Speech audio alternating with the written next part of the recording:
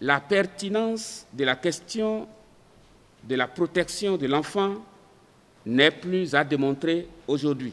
Mais malgré les interventions, les nombreuses interventions qui sont déjà menées par les acteurs, nous constatons toujours que diverses formes de violence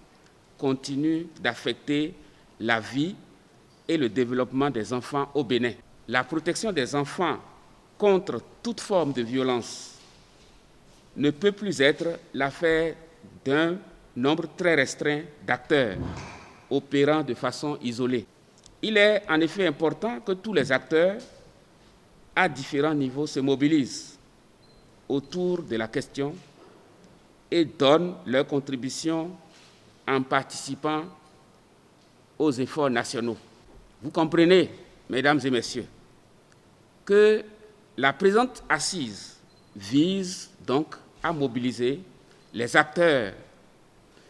d'une part, autour de la question sur la mise en place d'un mécanisme de financement durable des actions de protection des enfants au niveau des communes du Bénin et d'autre part, sur le processus d'élaboration du plan 2D du ministère des Affaires sociales et de la microfinance. Il est attendu que les échanges permettent de recueillir et d'harmoniser les grandes orientations relatives à l'initiative,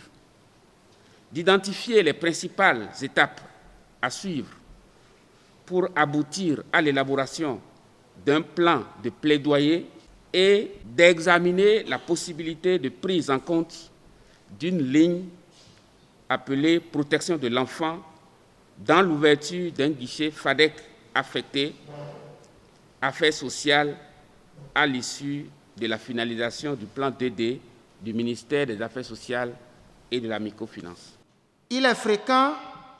de voir que des lignes budgétaires sont prévues pour la cause de l'enfant,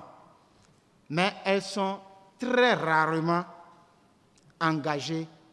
pour cette cause. Alors,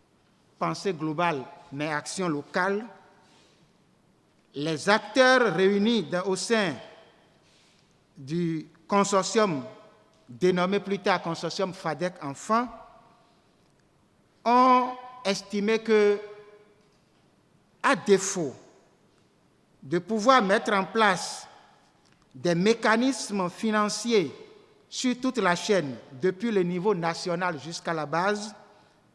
on pourrait déjà commencer au niveau communal. Décentralisation oblige.